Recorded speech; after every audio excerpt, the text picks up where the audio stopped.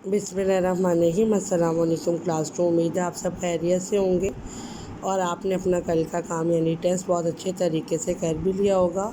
मुझे एक दो बच्चों का व्हाट्सएप के ज़रिए टेस्ट मिला भी है, शाबाश।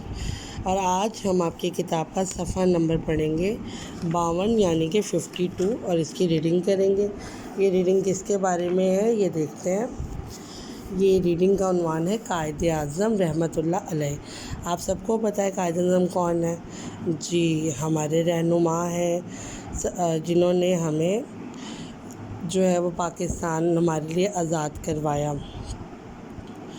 आज हम इसकी रीडिंग करेंगे। सबसे पहले मुश्किल अल्फाज के मायने पढ़ेंगे, इमला पढ़ेंगे। कांच, गोलियाँ, उजले, चमक, गेंद, बल्ला, क्रिकेट, बचपन, रहनुमा। इसके बाद हम इसकी रीडिंग करेंगे। छुट्टी का दिन था। गली में कुछ बच्चे कांच की गोलियों से खेल रहे थे। उनके हाथ पाँव और कपड़े मिट्टी से गंदे हो रहे थे। इतने में एक बच्चा आया। उसके कपड़े उजले थे यानी साफ़ सुथरे थे, बाल संवरे हुए थे, बाल उसने बनाए हुए थे यानी उसने कंघी की हुई थी, जूते चमक रहे थे।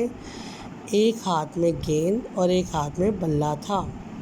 उसने बच्चों से कहा, आओ क्रिकेट खेलें। क्रिकेट से कपड़े और हाथ पाँव गंदे नहीं होते। बच्चों ने कांच की गोलियां छोड़ दी और इसके साथ क्रिकेट खेलने लगे।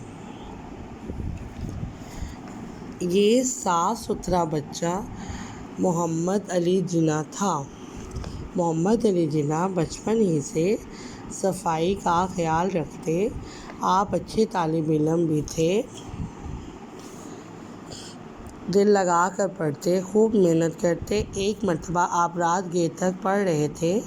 घर वालों ने कहा, बेटा रात ज़्यादा हो गई है, अब आराम कर लो। आपने फरमाया, मैं मेहनत